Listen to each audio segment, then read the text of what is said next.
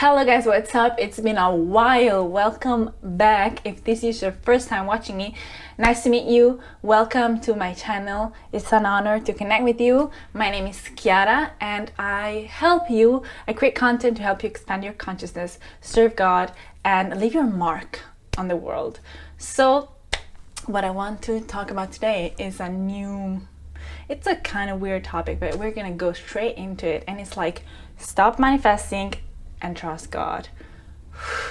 And you guys, you know that whenever I create content, a piece of content or a video about something, it's because it's a topic that matters to me, it's relevant for me, and I'm just, if you resonate with it, then awesome, because we're going through a similar journey together. This is why I'm here on YouTube. It's to connect with people all over the world and share, you know, the things that we don't often have a chance to have a conversation about, and really connect through our journeys and our paths.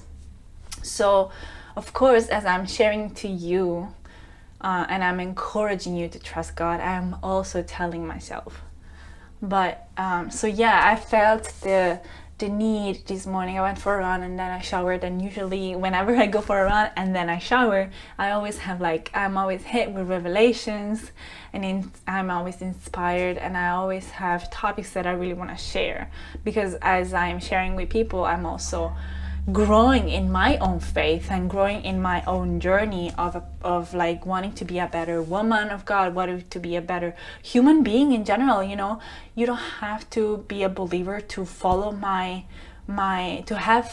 really resonate with what I'm going through and have a similar path, go through a similar path of me. I share a lot about spirituality because, you know, it's really it's my bread and water, it's oxygen for me. And this morning I felt really called to trust God deeper, because I've been acting from a place of fear rather than faith. And it's sometimes having faith is not easy when our circumstances don't look the way we would like them to. How can you be more faithful? How can you trust God deeper with your words, with your actions, in the way you behave with yourself first? Because our relationship with ourselves is like where it all starts, you know. And of course that reflects always how you interact with other people, and usually the feedback that other people give you are always like meant to redirect you inward and realize, okay, why does this hurt? Why does this bother me? Why this feedback of this person really hits me? It's because probably it's true. And now I have an opportunity to look inward and realize, okay, so people are giving me the feedback that they do not trust me, because they are afraid that I hurt them with my words, because sometimes maybe I can be mean, or I can be hurtful with my words. Interesting. This is just an example, right? This is a beautiful opportunity God is giving me to get to know myself better as his daughter, and in accordance, like as a consequence, get to know him better as well, because I'm a creation of his. And by understanding myself better, I can also understand my Lord better. And wow, this is so beautiful. You know, spiritual lessons come to us, but often they don't come to us packaged in a way that we want them to. So we don't recognize them as spiritual lessons. We recognize them as hurdles or annoying things. And if we just stop on the surface and we judge them as negative because they cause us discomfort, then we are not going to be able to see the gift in it. What's the gift? What's the lesson? What's actually, you know, I don't know how else to call it, because it's really a gift. Being able to recognize, oh wow, I'm actually, you know, people are showing me that I am mean to myself. that I'm being way too mean with myself, and that is why I feel disconnected, because I'm in a state of fear, and my words and my behaviors are reflecting that. And the more I stay in fear, the more I will, this disconnection from myself and of course consequently from God is going to get further and further, and it's just not and my circumstances are going to reflect that. They're just reflecting where I'm at in my vibration, where I'm at in my, in my heart, what's my heart going through. Oof. So does this have to do with manifestation? No, yeah, I actually haven't got into it yet, but I think the revelation that came to me this morning about not needing to manifest but trusting God is because, whenever we our lenses of the way we look at life and situations and circumstances are always skewed. They're always skewed, especially if we are in our survival mode and we look at a glance. We have these like victim glasses, and we look at reality through these victim goggles, and we see, oh, this person hurt me, or this person doesn't understand me. I feel misunderstood. I feel cut off. I feel rejected. Oh, why is that? If we are willing to not stop there at the first initial animal response, animal reaction of like, oh, you hurt me, I'm gonna hurt you, and you're gonna hurt me, and we're just gonna be enemies. And if we just go deeper and go past that and actually become curious instead of furious, instead of getting angry and agitated or sad or shut down or give other people the cold shoulder or ourselves the cold shoulder, actually become curious and ask ourselves, what is God trying to show me about myself, about what is God in what way is God trying to reveal himself through this whole situation. And we actually ask this question and we stay open.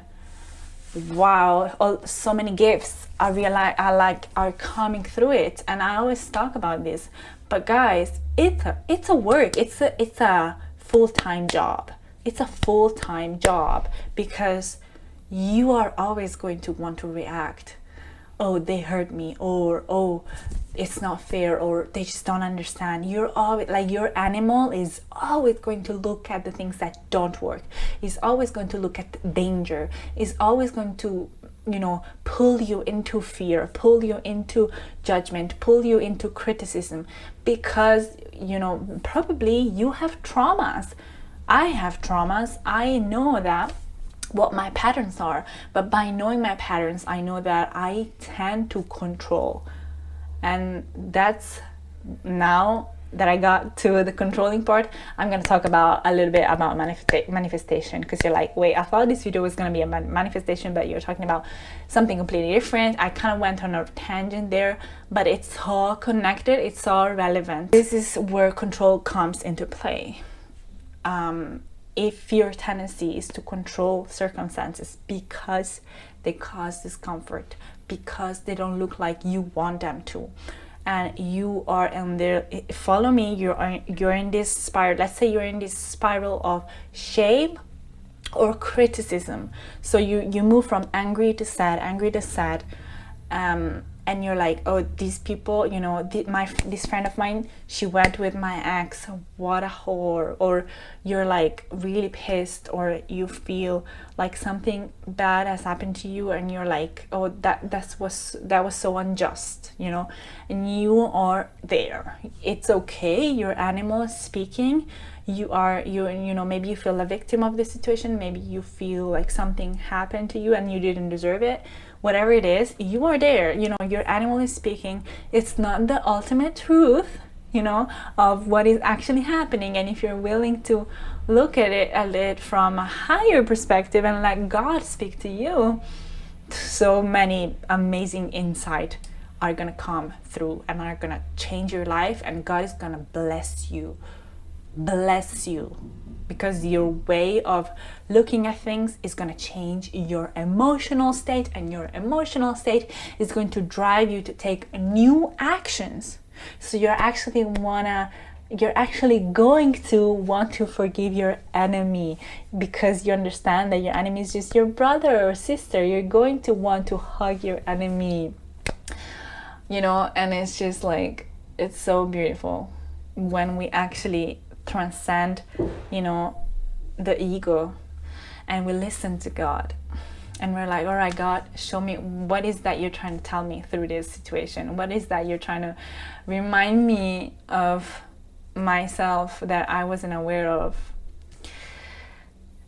So if we don't do that, and we start to control things, you know, we start to want this person to understand us. That's control, by the way. You know, when you want your partner to understand your point of view, you're like, but you don't understand.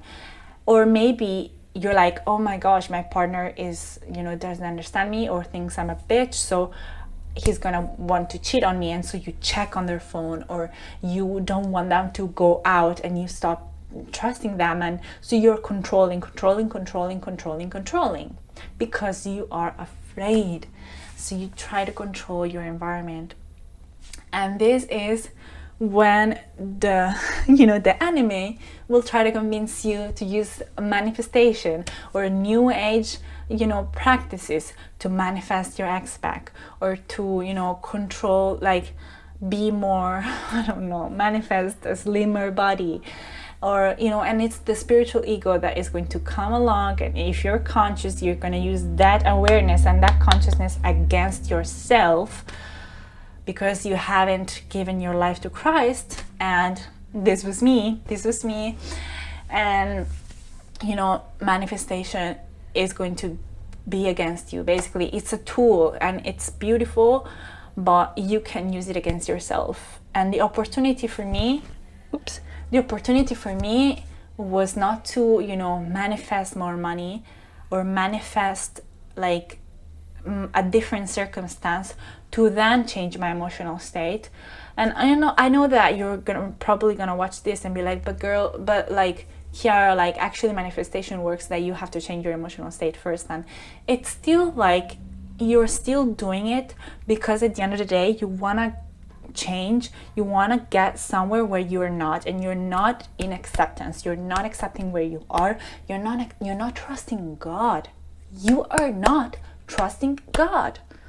Maybe God doesn't want you to have more money right now. Maybe God doesn't want you to have that partner right now. So stop trying to manifest your soulmate. Stop trying to manifest more money, because, you know, you're like preventing yourself from seeing the gift that God is trying to, you know, show you in this situation. And I'm not saying that you should accept and settle for the circumstances that you're in, but if you pray and if you work on yourself and actually understand that you don't need anything, you just need the Holy Spirit, and you need to trust God deeper, and that is the only thing that matters, that you're going to be fine. You're not going to be fine, you're going to be amazing, more than fine, because you are protected, because you are guided, because you're cared for, because you are loved by Jesus Christ. It's like, you're not going to want to manifest anymore once you understand how loved you are. You're not. And I understand that this is like, yeah, sure, I can agree mentally, but I don't feel loved. I get it.